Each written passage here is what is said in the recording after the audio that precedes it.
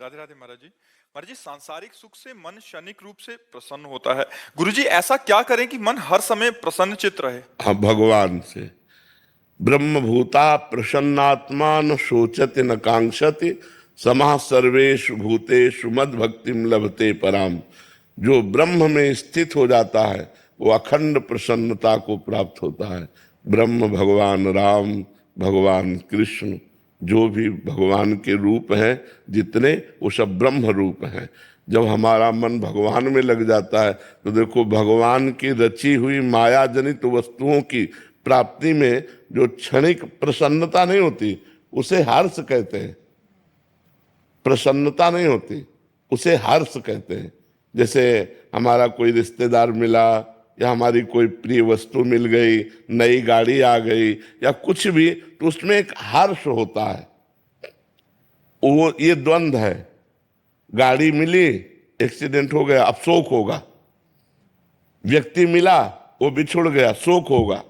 वस्तु मिली, वो नष्ट हो गई, शोक होगा। हर्ष का परिणाम शोक है और प्रसन्नता अखंड होती है।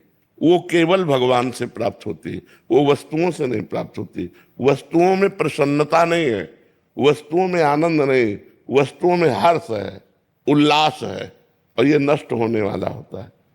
बड़े आनंदित होकर के गाड़ी खरीदी और खूब घूमने जा रहे तो एक्सीडेंट हो गया, अब शोक में बदल गया।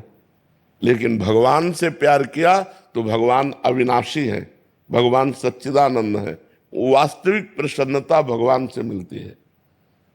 भगवान से यदि संबंध नहीं है तो कितने लोग हमारे पास आकर प्रश्न कर चुके कि हमारे पास संसार का सब कुछ है लेकिन मुझे शांति नहीं है।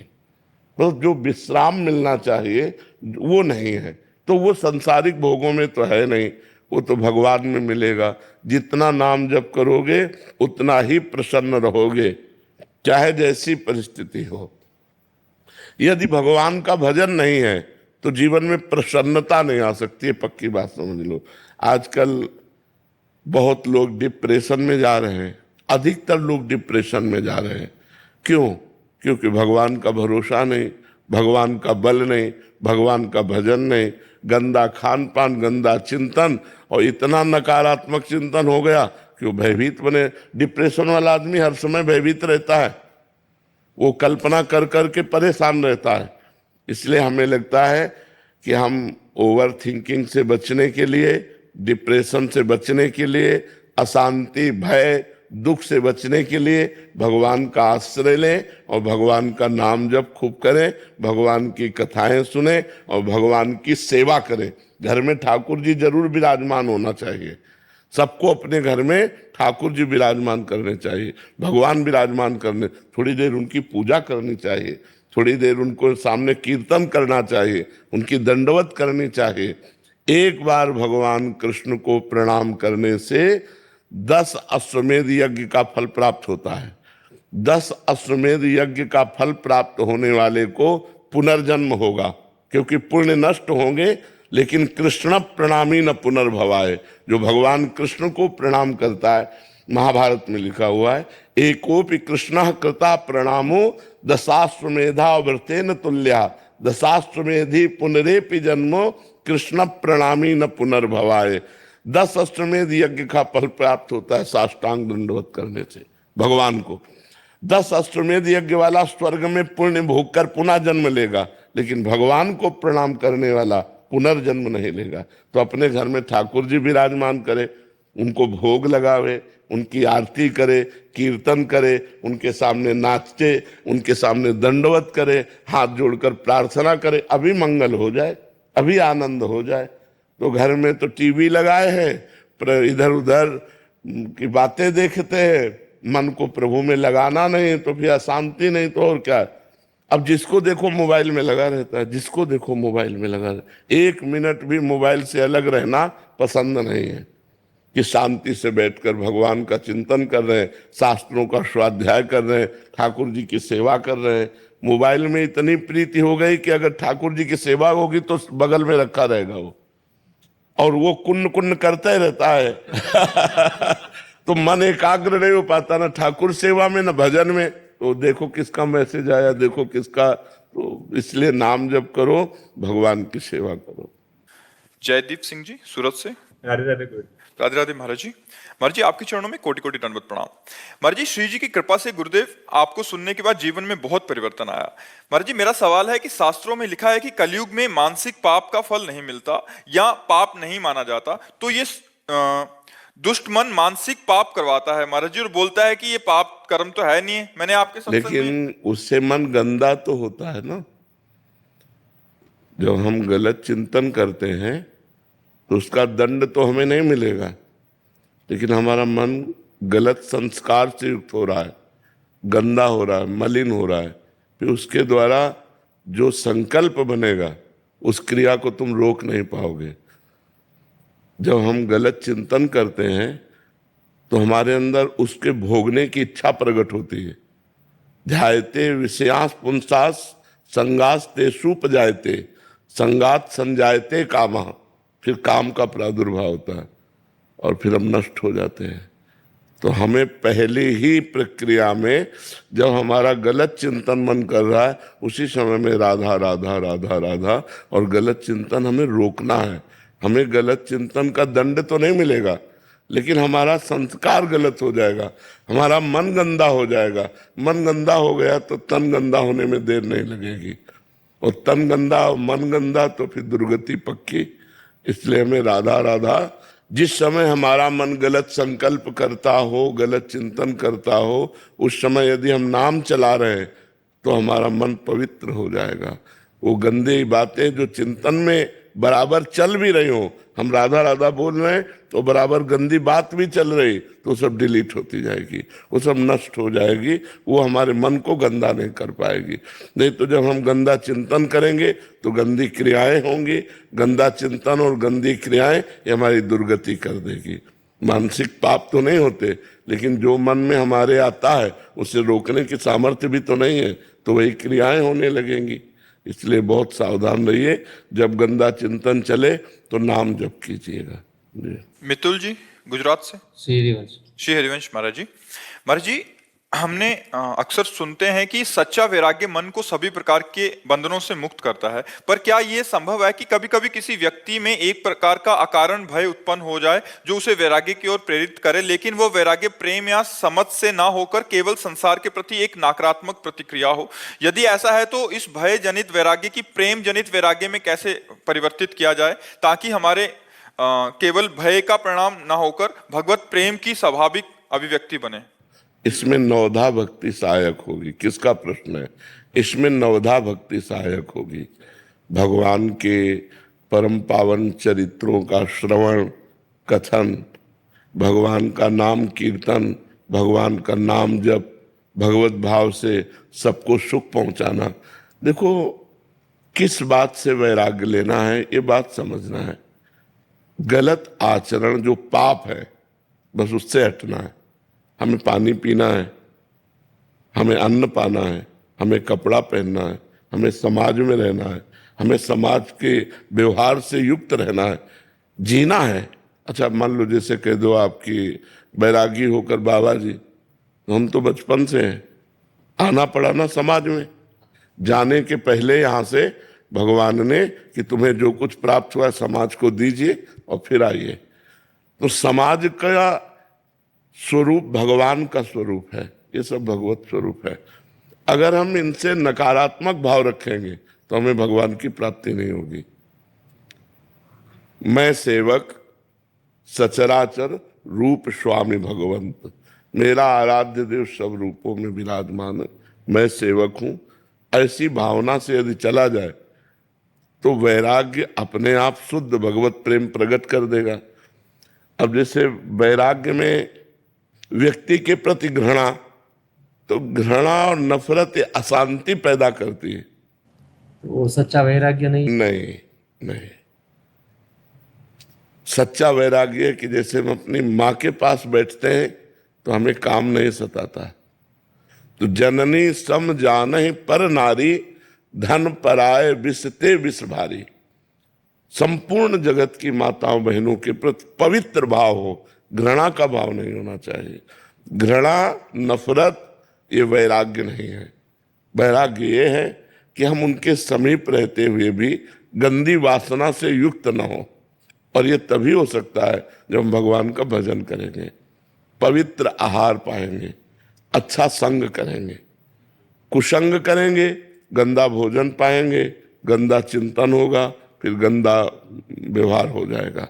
इसलिए बहुत सावधान। जैसे लोग शराब पीते हैं तो अब उनकी बुद्धि भ्रष्ट हो जाती है, वो पवित्र संबंधों को भी दूषित कर रहे हैं। तो ये जो गंदे खाद्य हैं, गंदे पेय पदार्थ है और गंदा संग है, ये हमारी बुद्धि को भ्रष्ट करता है। और अच्छा सात्विक भोजन है, पवित्र प्रेय है और हम साधु संग करें तो ये हमारी बुद्धि को शुद्ध करता है। और शुद्ध बुद्धि सही निर्णय करती है, अशुद्ध बुद्धि गलत निर्णय करती है। तो वैराग्य का मतलब घृणा करना नहीं है। हम तो समझे थे त्याग का मतलब होता है कि सबसे नफरत करके एक अकेले, अपने शरीर से प्यार करो, दूसरे शरीर से नफरत करो, तो वही भावना बन। नहीं नहीं, बिल्कुल नहीं। वैराग्य तो इससे लेना है, इससे हो गया तो सबसे वैराग्य हो गया। गंदगी का घर तो अपना शरीर है। तो अपने खुद का शरीर का भाव कैसे छूटेगा? नाम जप करो, भगवान की आराधना करो, तो देहाभिमान नष्ट हो जाएगा। हर स्थिति में आनंद बना रहेगा। अब जैसे हमारा शरीर है, ये हमारे लिए एक कपड़ा है, मैं नहीं हूं। तो शरीर का राग तभी मिटेगा जब डट के भजन करोगे, पवित्र भोजन करोगे, पवित्र संग करोगे, तभी होगा। नहीं तो अपवित्र भाव में शरीर राग पुष्ट होता है। देखो कितना शरीर राग लोगों का पुष्ट है कि अपने शरीर के पोषण के लिए दूसरे शरीरों को खा रहे हैं। मुर्गा, बकरा, गाय, भैंस, कुछ नहीं बच रहा, सब खाए जा रहे हैं। किस लिए? शरीर के लिए ही तो, शरीर राग के लिए। यदि शरीर राग नष्ट हो जाए तो सच्चा वैराग्य है। दूसरों से वैराग्य करना तो सरल है, लेकिन अपने शरीर से वैराग्य करना सही वैराग्य है। फिर मन सहज अपनी प्रेम प्रीति में लग जाता है। हाँ, भगवान का भजन, खूब नाम जप करो, भगवत आराधना करो, बस पवित्र भोजन होना चाहिए। जैसा जाए अन्न वैसा बने मन, और जैसा पियो पानी वैसी बने वाणी। हाँ, देखो ना, शराब पीते तो वाणी बदल जाती है कि नहीं बदल जाती है? तो इसलिए खान पान सही रखो। एकता दीवान जी, राधे राधे महाराज जी। महाराज जी, मनुष्य को प्रशंसा या निंदा में कैसा स्वभाव रखना चाहिए? सम मान निरादर आदर ही। मान में और अपमान में और प्रशंसा में और निंदा में समान भाव जो रखता है वही महान उन्नति को प्राप्त होता है। प्रशंसा में जो फूल जाता है और निंदा में जो दुखी हो जाता है वो साधारण मनुष्य है। जो प्रसन्नता निंदा में भी और सम्मान प्रशंसा में भी, एक प्रसन्नता भगवान की दिखता है। भगवान की इच्छा है प्रशंसा हो रही, भगवान की इच्छा है निंदा हो रही। जब निंदा हो तब ये देख लेना चाहिए कि जो निंदा हो रही है वो दोष हम में तो नहीं है, तो हमें पहले चेक करना है अपने को। अब अगर उत्तर आया अंदर से नहीं, तो हमें प्रसन्न रहना चाहिए, वो उसका स्वभाव है। भगवत प्रेरित निंदा कर रहा है, अब हमारी कोई प्रशंसा कर रहा है, तो हमें देखना चाहिए कि हम में कोई सद्गुण नहीं था। अगर कोई सद्गुण है वो भगवान का दिया हुआ है, तो ये प्रशंसा भगवान की हो रही है, मेरी नहीं। प्रशंसा स्वीकार करने से अभिमान पुष्ट होता है, इसलिए प्रशंसा स्वीकार न करे। और निंदा होने से अभिमान नष्ट होता है, इसलिए निंदा को माने कि भगवान से प्रेरित होकर हमारे अभिमान का नाश करने के लिए भगवान निंदा करा रहे हैं। शांत भाव से संतों ने तो कहा, निंदक नियरे राखिए आंगन कुटी छवाए, बिना साबुन बिना पानी निर्मल करे शोभाए। अगर कोई निंदा हमारा कर रहा है तो हमारे पापों को नष्ट कर रहा है, हमारे दुखों को नष्ट कर रहा है। इसलिए पहली बात तो समान भाव रखे, और दूसरी बात है प्रशंसा भगवान की, और निंदा अपने अभिमान को नष्ट करने के लिए स्वीकार करे, तो बहुत अच्छा लाभ प्राप्त होता है और भगवान की कृपा से वो अच्छा आध्यात्मिक आदमी बन जाता है। अमित जी, गुरुग्राम से। महाराज जी, क्या मुक्ति हेतु ये अधिक उपयुक्त है कि इंसान अपने पुराने कर्मों का पूर्ण रूप से फल इसी जन्म में ज्यादा से ज्यादा भोग ले? देखो, ज्यादा से ज्यादा और कम से कम भोग ही नहीं सकता, क्योंकि शरीर बनने के समय एक निर्णय लिख गया, उतना ही भोगना है, चाहे सुख हो चाहे दुख हो। अब जो हमारा संचित गोदाम जमा है कर्मों का, जिसे संचित कर्म कहते हैं, वो तपस्या के द्वारा, ज्ञान के द्वारा भस्म किया जाता है। वो साधारण तपस्या से भस्म नहीं होता। जब निरंतर भगवान का भजन करे, ब्रह्मचर्य से रहे, पवित्र आचरण, तो वो गोदाम भस्म होगा। और जो नए कर्म हम कर रहे हैं वो भगवान को अर्पित करें, पवित्र कर्म, तो ये हमको बांधेंगे नहीं। और जो प्रारब्ध शरीर रचना हो गई उसे भोग लेते वो मुक्त हो गया। संचित को भस्म करके, क्रियमाण को निष्फल करके, प्रारब्ध को जो भोग लेता है वो मुक्त पुरुष हो जाता है। समझ रहे हो आप जी? दीप चंचल जी, राधे राधे महाराज जी। महाराज जी, एक भक्त कैसे समझे कि कहाँ भगवान की इच्छा और कहाँ उसका कर्तव्य, दोनों में संतुलन कैसे बनाए? तस्मात् शास्त्रम प्रमाणम ते कार्याकार्यो व्यवस्थित हो। यदि शास्त्र सम्मत इच्छा है तो भगवत प्रेरित है, यदि शास्त्र विरुद्ध है तो काम प्रेरित है। अर्जुन जी ने भगवान से पूछा कि ना चाहते हुए भी ऐसा लगता है कोई हमारे ऊपर बैठकर हमसे पाप कर्म करा देता है। तो भगवान ने कहा, कामेश क्रोधेश रजोगुण समुद्भवा। ये रजोगुण से प्रकट हुआ काम और क्रोध, यही हिंसा और पाप करवाता है। तो काम प्रेरणा से धर्म विरुद्ध आचरण की प्रेरणा होगी, और राम प्रेरणा से धर्म युक्त आचरण की प्रेरणा होगी। ये पहचान है। अगर धर्म के विरुद्ध कोई बात है तो काम अंदर बैठा हुआ, काम रूपी शत्रु, वो हमसे पाप कराना चाहता है। और धर्म युक्त है तो भगवान से प्रेरित है। ये बात देखना चाहिए। अब जैसे दूसरी माई बहन की तरफ गंदी दृष्टि, गंदी क्रिया, गंदी भावना, ये सब काम के अंतर्गत है। काम, कामना, वासना, ये पाप कर्म करा रही है। इसे हम नहीं कह सकते कि भगवान के द्वारा प्रेरित है। अब दूसरों का उपकार करना, खूब नाम जप करना, ये अच्छे अच्छे आचरण होना, ये भगवान की प्रेरणा से होते हैं। ये बात समझना है। लक्षिता खंडेलवाल जी, राधे राधे महाराज। राधे राधे महाराज जी। महाराज जी, क्या एक भक्त का बहुत भक्ति में लीन होना उसकी पढ़ाई में रुकावट हो सकता है? कभी कभी पढ़ाई ऐसा हो ही नहीं सकता कि एक विद्यार्थी बहुत भक्ति में लीन हो जाए, उसकी पढ़ाई रुक जाए। ऐसा नहीं है, क्योंकि पढ़ाई भी तो भक्ति है। जैसे एक किसान आदमी भक्ति करता है तो खेती छोड़ थोड़ी देता है, व्यापारी भक्ति करता है तो व्यापार थोड़ी छोड़ देता है। अम्बरीश जी चक्रवर्ती सम्राट थे तो राज्य छोड़ के बाबा जी थोड़ी बन गए, राजा ही तो थे।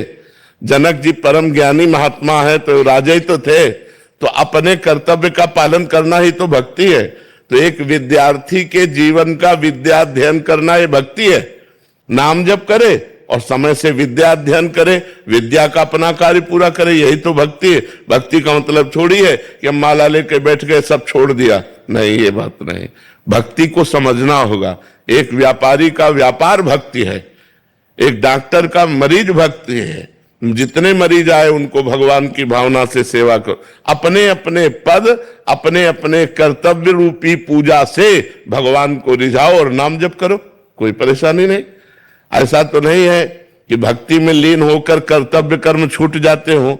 अगर वो छूट जाते तो हम तो बचपन से लगे, जो प्रश्न करते हो उसका उत्तर दे रहे हैं, यार तुम्हारे बीच में बैठे हैं, तो क्या भक्ति में लीन नहीं हुए? क्या पूरा जीवन उसी में चला गया? तो ये बात समझना, किसी को ऐसा लगता हो कि भक्ति करने से सब कुछ छूट जाता है, वो गलत छूट जाता है। सही सब होता रहता है।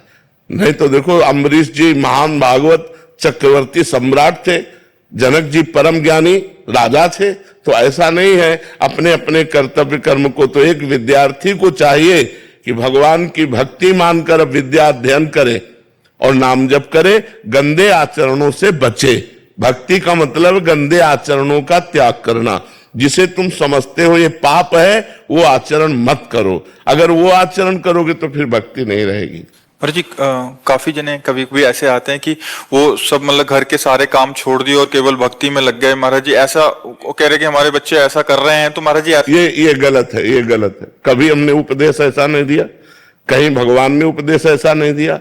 अर्जुन जी कह रहे हैं मैं युद्ध नहीं करूंगा, भजन करूंगा जाके सन्यासी बन के, तो भगवान मना कर रहे, कह रहे युद्ध करो। अपने कर्म को करने का आदेश दिया गया। अब ऐसा थोड़ी कि आप कर्म छोड़ करके माला लेके बैठ जाना, ये प्रमाद है, ये गलत है। जिसका जो कर्तव्य है वो कर्तव्य कर्म करते हुए भजन करो। किसान हो एक फावड़ा मारो, राम बोलो, राधा बोलो, शिव बोलो, हरि बोलो, राम राम राधा राधा, देखो तुम्हारी भक्ति कितनी बढ़िया बनती। व्यापारी है, ग्राहक आ गया, उसे भगवत भाव से उचित मूल्य बेच करके जो आपको उचित लाभ मिले उतना, और अच्छी वस्तु बेच करके और खाली समय में नाम जप करो, तुमसे बढ़िया भगत कौन हो सकता है। हर सबको समय है भजन करने का। अब कोई प्रमादवश बोले कि भाई हमको 8 घंटे ड्यूटी कर, तो 8 घंटे ड्यूटी बराबर कोई नहीं करता। हम माना 1 घंटा आप कंप्यूटर चला, फिर इसके बाद नाम जप करो, बीच बीच में राधा राधा बोल लो, धर्मयुक्त कार्य करो, हो गई भक्ति। भक्ति का मतलब ये जो काम छोड़कर भक्ति करना चाहते हैं, काम चोर है, ये भक्त नहीं है। बड़े बड़े संतों को देखो, पूरे विश्व कल्याण के लिए क्या क्या करते रहते हैं। आप तो अपने परिवार का पोषण नहीं कर पा रहे हो, लाखों लोगों का पोषण कर रहे, तो भक्तों को देखो कितनी बड़ी सेवा मिली हुई है। तो ये अपने कर्तव्यों का त्याग करना भक्ति नहीं है, कर्तव्य कर्म को करते हुए भजन करना भक्ति है। अमर जी एकदम ऐसा कह रहे कि ऐसा वैराग्य चढ़ जाता है कि वो कुछ सब नाम में लग गए। हम तो बचपन से बैरागी हैं, फिर हमको तो मतलब कहीं गुफा में घुस जाना चाहिए था। ऐसा नहीं है। हाँ, मन उदास हो जाता है संसार के भोगों से, और धर्म युक्त भजन करते रुचि नहीं रहती, संसार में रुचि नहीं रहती, पर कर्तव्य कर्म का पालन होता है। अब जैसे हमसे रुचि पूछी जाए कि आपकी रुचि क्या है, तो हम यही कहेंगे कि हमसे 24 घंटे में कोई ना मिले, ये मेरी रुचि है। लेकिन मुझे जो कर्तव्य कर्म मिला है, तो देखो बीमार है लेकिन हम समय दे रहे हैं कि हमारा ये समय एकांतिक का है, हम ये समय पूरा करके ही जाएंगे। एकांतिक पूरा होते ही डायलिसिस में जाएंगे, पर हम एकांतिक करके जाएंगे। तो हम अपने कर्तव्य कर्म को छोड़ दें, ऐसा नहीं, अपने कर्तव्य कर्म में डटे हुए। हाँ, ऐसी परिस्थिति आ जाए कि आवाजें नहीं निकल रही, बैठे ही नहीं जा रहा, तो बात अलग है जी। पूजा वर्मा जी दुबई से। राधे राधे महाराज जी। महाराज जी आज के समय में नाम जप को और कैसे बढ़ा सकते हैं महाराज जी? क्या केवल नाम जप से श्री राधा रानी की प्राप्ति हो सकती है? पक्का केवल नाम जप से हो सकती है। नाम से बढ़कर कोई तपस्या नहीं, नाम से बढ़कर कोई ज्ञान नहीं। यज्ञानाम जप यज्ञोस्मि, भगवान कह रहे हैं यज्ञों में सर्वश्रेष्ठ यज्ञ कौन है? जप यज्ञ। राधा राधा राधा, कृष्ण कृष्ण कृष्ण, राम राम राम। भगवान कलयुग केवल नाम आधारा, सुमिर सुमिर नर उतरहि पारा। हरेर नामयु हरेर नामयु हरेर नामयु केवलम कलौ नास्तेव नास्तेव नास्तेव गति अन्यथा। कलयुग में भगवत प्राप्ति का और कोई उपाय सहज नहीं है जितना नाम है, नाम है, नाम है। खूब नाम जप करो, इसी से भगवत प्राप्ति होगी। पर नाम जप का सहज अभ्यास डालने के लिए जिह्वा से हमें नाम जप करना पड़ेगा, मन से नहीं। मन तो पवित्र होगा तब पकड़ेगा नाम का जप, लेकिन जिह्वा से हम ले सकते हैं। जैसे अब ओठ बंद है, देखिए अंदर अंदर हम जिह्वा चलाकर नाम जप कर रहे हैं। तो जैसे जिसका मन पवित्र है और मन से भजन हो रहा है,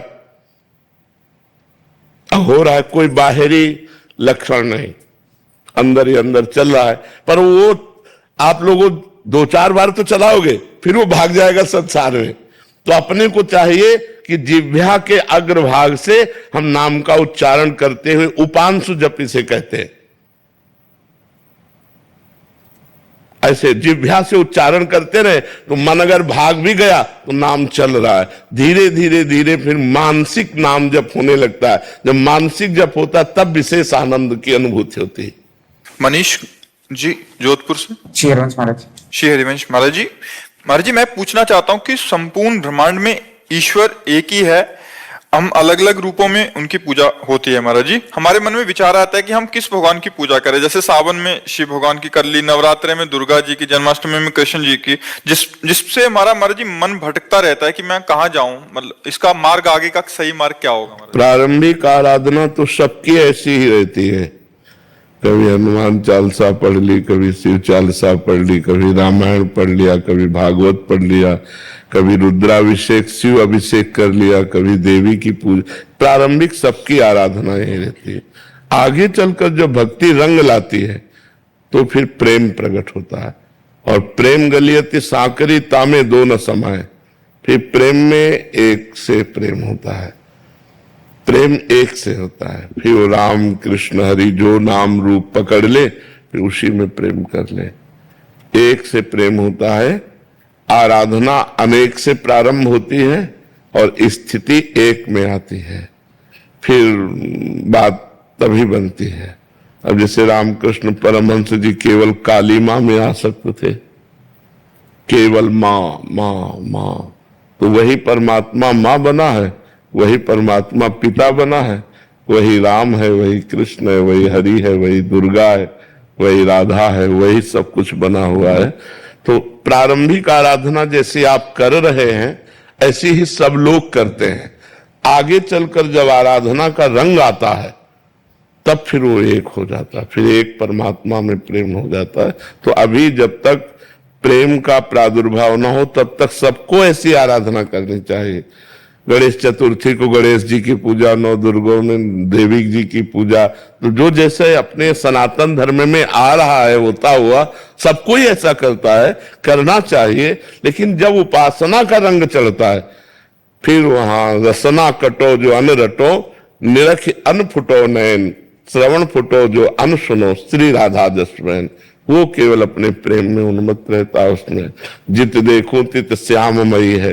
उद्धव जी ज्ञान समझाने गए गोपिकाओं को, गोपिकाओं ने कहा ये ब्रह्म ज्ञान अपने पास रखो, हमारा ब्रह्म हमारे नेत्रों में समाया हुआ है, हमारे हृदय में समाया हुआ है, कण कण में जित देखो तित श्याममयी है। तो ये फिर प्रेम की बात आती है। समझ पा रहे हैं आप? नेहा जी यूएसए से। राधे राधे महाराज जी। राधे राधे महाराज जी। महाराज जी ये प्रश्न काफी सारे माँ बाप का है कि जैसे कोई माँ बाप महाराज जी विदेश चले गए, वहां विदेश में फिर उनके बच्चे वहां जन्म लिए, फिर बच्चे बड़े होते हैं तो एक समय जाके केवल बच्चों के लिए माँ बाप ही रह जाते हैं, क्योंकि यहाँ जो पैदा हो रहा है तो उसके चाचा ताऊ रिश्तेदारी होती है, वहां वो अकेले रह जाते हैं। तो कह रहे हैं कि ऐसे में आगे चल के उनके लिए अकेलापन एक बहुत बड़ी समस्या हो जाता है, और मतलब ऐसी मानसिक स्थिति में बच्चों का पालन पोषण कैसे करें जहां उनके लिए केवल माँ बाप ही हैं और कोई संबंध ही माँ बाप चले गए तो फिर और कौन सा, और क्योंकि महाराज जी पीछे किसी से संबंध नहीं रहा और किसी से परिचय नहीं है, यहाँ तो जैसे गांव ऊपर वाले से सवाल। हमारे तो एक ही सब उत्तर है, भगवान। अगर भगवान से हमारा संबंध है तो विदेश में भी हमारे मित्र मिल जाएंगे, विदेश में भी परिवार से अधिक प्यार करने वाले मिल जाएंगे, और भगवान विदेश में भी हमको चंगा रखेंगे। अगर हम भगवान से संबंध रखें तो सब व्यवस्था कर देंगे। पक्का समझो, भगवान के लिए देश विदेश थोड़ी है। सकल भूमि गोपाल की, जितना ब्रह्मांड हो तो सब भगवान का ही है। तो अगर आप भगवान का भजन करेंगे, भगवान से प्यार करेंगे, तो आपको ऐसे पड़ोसी मिल जाएंगे जो आपके परिवार से ज्यादा आपको प्यार करेंगे। आपके ऐसे मित्र मिल जाएंगे जो आपको संतुष्ट कर देंगे। ये भाव नहीं रह पाएगा कि मैं अकेला हूं विदेश में, भगवान मिला देंगे। ऐसे ऐसे ऐसे मिला देते हैं। तो हमें लगता है भगवान का ही आश्रय लिया जाए और भगवान से ही प्रेम किया जाए, वही सब विधान बना देंगे। नहीं तो गांव में घर में रहते हुए भी परिवार से दुश्मनी हो जाती है, नहीं हो जाती है। तो अब उस बात को कैसे, मान लो वो विदेश में तो अकेले हैं अपने देश से, लेकिन अपने घर के ही सगे भाई भाई में बैर हो जाता है, वो उसको देखना भी पसंद नहीं करता, तो उसका हित क्या करेगा। तो जहां भगवान नहीं, भगवान की भक्ति नहीं, भगवान का प्रेम नहीं, वहां शांति कहीं नहीं है। इसलिए भगवान से जुड़ो, भगवान से प्रेम करो, तो विदेश में भी ऐसे मिला देंगे जो परिवार से अधिक प्यार करने वाले होंगे। मोनिका जी। राधे राधे महाराज जी दुबई में रहते हैं तो कह रहे हैं कि जैसे आपसे महाराज जी भारत देश का मैं सुना महाराज जी, तो फिर ऐसा लगता है कि ऐसे पावन भूमि को छोड़ के हम विदेश में रह रहे हैं और फिर लगता है कि वहां से छोड़ के यहाँ आ जाएं, तो फिर एक दूसरा डर ये होता है कि यहाँ आके कहीं परिवार और माया में आसक्त हो गए तो जो थोड़ा बहुत भजन वहां हो रहा था वो भी ना हो, तो महाराज जी ऐसे में क्या करना चाहिए? भगवान के आश्रित हो जाना चाहिए। वो दुबई में रखे तो ठीक, भारत में रखे तो ठीक, आप चिंता नहीं मत करो इस बात की। जहां हो वहां कमाओ और भगवान का भजन करो और भगवान के ऊपर छोड़ दो कि जहां रखोगे वहीं रहूंगी, जैसे आप रखोगे वैसे मैं रहूंगी, कोई समस्या ही नहीं है। हमें चिंता नहीं करनी कि वो हमें भारत में रखें या विदेश में रखें। अगर वो हमें विदेश में रखकर भजन करा रहे हैं तो जय हो आपकी, अगर वो अपने देश में ला रहे हैं तो जय हो आपकी। वो आजकल मोबाइल का जमाना है, घर बैठे सत्संग सुन सकते हो। जो वृंदावन में यहाँ हो रहा है वो पूरे विश्व में कहीं किसी कोने में बैठकर आप सुन सकते हो। तो सत्संग सुनो, नाम जप करो, जहां हो आनंद से रहो और ये बात भगवान के ऊपर छोड़ दो कि जिसमें हमारा मंगल हो वहां आप रखना, वैसे ही हमें रखना। महाराज जी सन्यासी माता जी का प्रश्न है। महाराज जी आप कह रहे हैं कि आप 1-2 साल पहले आए थे तो हाँ, हमें याद है, याद। तो महाराज जी इनका राधा नाम की और आपके सत्संग से बहुत प्रभावित होकर आपने बोला था राधा नाम जप करो और 84 जी का पाठ करो। महाराज जी पर मैं ये कह रहे हैं कि मैं अपने आप को अभी सन्यासी मानूं या वैष्णव मानूं महाराज जी, क्योंकि मैं तो पूरा राधा नाम और देखो, सन्यासी और वैष्णव शरीर है, हम सब भगवान के हैं, भगवान के अंश है। और पूर्णमदा पूर्णमिदम पूर्णात् पूर्णमुदच्यते पूर्णस्य पूर्णमादाय पूर्णमेवावशिष्यते। उस परमात्मा का पूर्ण अंश जो होता है वो परमात्मा स्वरूप ही होता है। तो ये ना तुम स्त्री हो और ना तुम सन्यासी हो। नहीं बाबा, जो वैष्णव लोग को तिलक और देखो, ये सब बाहरी आचार हैं, बाहरी आचरण हैं। आप कंठी नहीं बांधे, आप तिलक नहीं लगाए, लेकिन डट के भजन करते हो तो भगवान की प्राप्ति होगी। कंठी बांधे हैं, तिलक लगाए हैं और गलत आचरण भी करते तो नरक जाएंगे। तो ये जो हमारा वेश है ये आचार्य परंपरा से है। किसी का सन्यास का वेश है, किसी का वैष्णव का वेश है, लेकिन हम चलते उसी परमात्मा की तरफ है। परमात्मा 100-200 तो नहीं है ना, परमात्मा तो एक ही है। जहां हम रति कर ले। नारायण स्वामी सन्यासी थे और भगवान श्री कृष्ण के परम प्रेमी थे। कोई ऐसा नहीं है जो बिना प्रेम के कल्याण को प्राप्त हो जाए। चाहे आत्म प्रेम हो, चाहे कृष्ण प्रेम हो, चाहे राम प्रेम हो, चाहे शिव प्रेम हो, जब तक प्रेम नहीं होगा तब तक मुक्त नहीं हो सकता। भगवान से प्रेम होना अत्यंत आवश्यक है। प्रेम होता है नाम से, प्रेम मूल या नाम है। अब जैसे सन्यास में प्रणव जपना होता है, वो भी तो भगवान का नाम है। तो अगर हम वृंदावन प्रेम प्राप्त करना चाहते तो हमें राधा राधा जपना पड़ेगा। अच्छा, हमें बताओ, दवाई खाने में ऐसा कुछ नियम है क्या कि सन्यासी को अलग दिया जाएगा, वैष्णव को अलग दिया जाएगा, गृहस्थ को अलग दिया जाएगा? दवाई तो हम लेते हैं ना, तो हम इसे दवाई माने कि भव रोग की अचूक औषधि और प्रभु से प्रेम कराने के सामर्थ्य ये राधा नाम में विराजमान है। तो हम औषधि के रूप में जा सुदाम भव भेषज हरन घोर त्रिशूल, जिनका नाम भव रूपी रोग की औषधि है और तीनों तापों का नाश करने वाला है, वो प्रभु का नाम है। राधा कहो, कृष्ण कहो, राम कहो, हरि कहो, वही एक ही परमात्मा के नाम है। इसलिए महाराज जी आपका एक वो है कि आपका अंतिम एक और चिंता है कि अंतिम संस्कार वैष्णव पद्धति से होना चाहिए, संन्यास पद्धति से होना चाहिए? जो हंस था वो तो परम हंस में मिल गया। जो हंस था वो परम हंस में मिल गया। पिंजड़े का बच्चा है, जो कुछ करो, पिंजड़ा ही तो है ना ये, हंस तो इसका उड़ गया। तो जब हम परमात्मा को प्राप्त हो गए तो अब हमारे शरीर को चाहे गाड़ दो, चाहे फूंक दो, चाहे जो कुछ करो, उससे कोई मतलब नहीं होता। तो ये शरीर न सन्यासी है और न ये वैष्णव है, मन है सन्यासी और मन है वैष्णव, और मन परमात्मा में मिल गया तो अब शरीर की जो गति हो सो। मान लो जिन ऐसे जो परमहंस हुए, जिनके न शिष्य है न जिनको कोई जानता है, और उनका शरीर छूटा तो उनका दाह संस्कार कौन करेगा? उनका जल समाधि कौन देगा? जहां शरीर छूटा वही पड़ा है, चाहे कुत्ते खा गए या तो पशु पक्षी नोच के खा गए या पड़ा पड़े सड़ गया, शरीर का क्या लेना? आप संन्यास धर्म के अनुसार ही शरीर का संस्कार करवाओ, मन प्रेम में जाने दो और तन संसार के लीला में जाने दो, ठीक है? महाराज जी, नाम जप आप बताते हैं जब नाम जप करो, तो नाम जप इंसान क्यों नहीं करता? क्योंकि सारे संत भगवान, सारे उपदेश, सब हर कोई कह रहा नाम जप, तो ये इंसानी बुद्धि को क्यों नहीं समझ आ रहा है? पापवंत कर सहज स्वभाव, मोर भजन ते भाव न काऊ। जो पै दुष्ट हृदय सोई होई, मोरे सन्मुख आव की सोई। निर्मल मन जन सो मोहि पावा, मोहि कपट छल छिद्र। अब यहां बिना कपट के चल ही रही है, कपट छल दोष नाना प्रकार के पापाचरण, तो भगवान में कैसे मन लगे? यदि हम जबरदस्ती नाम जप करें तो हम निष्पाप हो जाएं, फिर हमारा मन आनंदित होकर भगवान में लग जाए। सबसे कठिन काम संसार में भगवान का भजन करना है, नाम जप करना है। यदि भगवान का नाम जप होने लगे तो आनंद आ जाए भाई, पाप नष्ट हो जाए, दुख नष्ट हो गए। पाप का फल ही तो दुख है, पाप नष्ट हुए कि दुख नष्ट हुए, जीव परमानंद में डूब गया।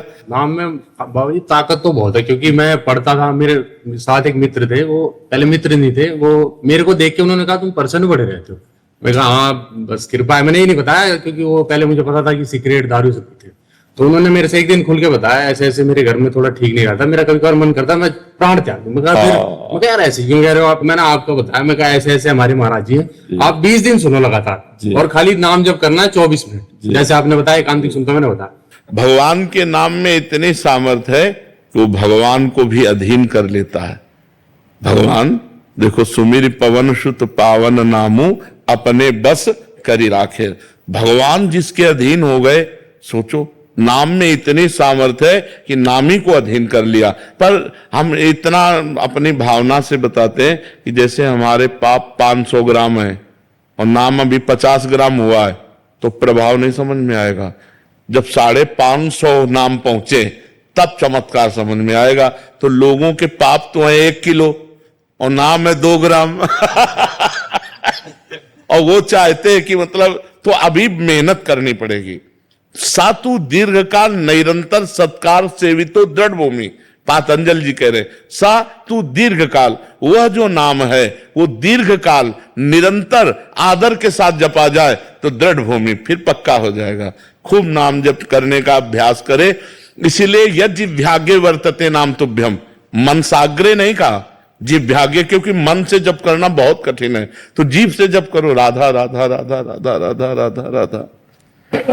जाने अनजाने में किसी को मारना गलत है, जाने अनजाने में नहीं। यहाँ ध्यान देना है, अनजाने में और जाने में बड़ा अंतर है। तो फिर जब पूजा कक्ष में जब घर लिपते हैं तो चींटी कीड़े वगैरह रहते हैं, तो उसको जब लिपता हूँ तो वो उसमें देखो, उसमें अपने लोग भी सेवा, और जाने में बड़ा अंतर है। तो फिर जब पूजा कक्ष में जब घर लिपते हैं तो चींटी कीड़े वगैरह रहते हैं, तो उसको जब लिपता हूँ तो वो उसमें देखो, उसमें अपने लोग भी सेवा करते हैं। हम पहले फूल झाड़ू से झाड़ते हैं, फिर पोछा लगाते समय बहुत